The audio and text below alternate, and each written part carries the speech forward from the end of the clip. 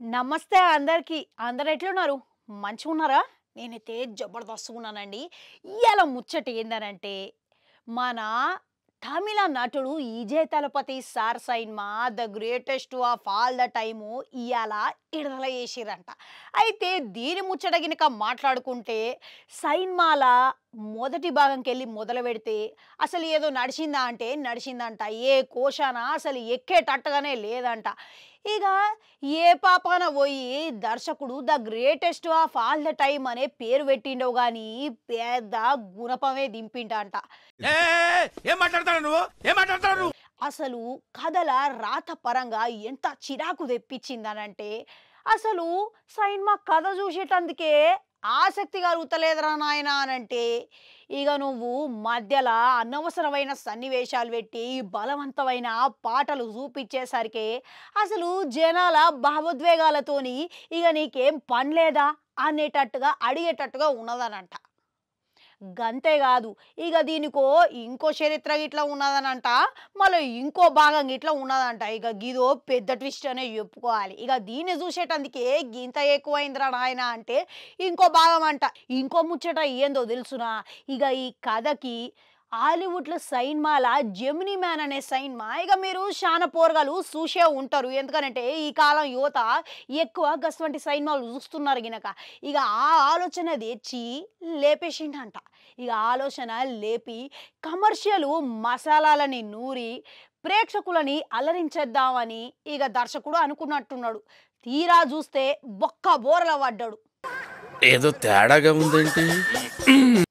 మళ్ళీ అదొక్కటే కాకుండా ఏడ చూసినా కానీ అసలు ఎందుకు ఈ సన్నివేశాలు, ఇక ఇది దేనికి లింక్ పెట్టినావు నువ్వు, అసలు లాజిక్ లేకుండా బలహీనంగా ఉన్నాయి అనేటట్టుగా ఉన్నదనంట.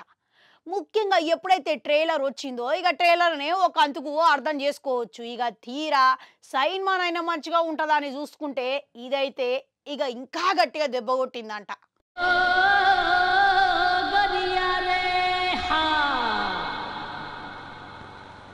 కథల ఏవైతే రాజకీయ అంశాలు, దానికి తోడు యాక్షను సన్నివేశాలు, ఇక పాటలు పెట్టిండో దాని మీద పెట్టినంత దృష్టి దర్శకుడు ఏదో స్క్రీన్ ప్లే అంటారు చూడురి, ఇక దాని మీద పెట్టుంటే సర్లే ఇక ఓ మాధురి వరకు మంచిగానే ఉన్నది అనుకునేటట్టుగా ఉన్నది. కానీ ఏడ చూసినా కానీ బలవంతమైన సన్నివేశాలతోని ఇంకా ఆపురాన్ బాబోయ్ అనేటట్టుగా తలపోటు తెచ్చేటట్టుగా ఉన్నదనంట. ఇక ఒక అంతుగా ముఖ్యంగా చూసుకుంటే పాత్రల తీరుగా ఏవైతే కొడుకు పాత్ర ఉన్నదో ఇంకొక విజయ్ నటించిండు చూడురి, అసలు ఆయన జూడ్నికనే ఇంతగా ఉన్నాడంట. ఏవైతే ఎడిటింగ్ చేసిరో అవి గిట్లా చక్కగా లేకపోవడంతో ఇక ఆయననే పెద్ద లోటు అనేటట్టుగా ఉన్నదంట. ముఖ్యంగా ఇక తండ్రి పాత్రలో ఏదైతే విజయ్ నటించిండో అది మాత్రం సదరంగం మంచిగానే అనిపించింది. అంటే ఇక వేరే పాత్రలు ఇట్లా ఏదో మాదిరిగా నడిచినాయి అంటే నడిచినాయి, ఇక పెద్దగా అబ్బలేదంట. ముఖ్యంగా ఎవరైతే త్రిష, మీనాక్షి చౌదరి ఉంటారో ఇక వీళ్ళకి ఇప్పుడు అసలు అవసరం లేని సన్నివేశాలల్లా పాటలు అవసరమా అనేటట్టుగా ఉన్నదంట. ఇక చాలా చోట్ల లాజిక్ లేకుండా సన్నివేశాలు పెట్టడంతో పైగా ఇంకో భాగం గిట్లా ఉన్నది అని ఇప్పటికే ఈడమర్చి సాగదీసినట్టు ఉంటే ఇంకో భాగం అనేది మళ్ళీ ఎందుకు అనేటట్టుగా అనిపించిందంట. ఇక ఏదైతే క్లైమాక్స్ ఉన్నదో ఇక అది 40 నిమిషాల పాటుగా ఒక అంతుగా మోస్తారుగా మంచిగానే ఉన్నదంట. కానీ కొన్ని మొత్తం చూస్తే గినక అసలు ఏడుపు ఒక్కటే తక్కువ అనేటట్టుగా ఉన్నదంట.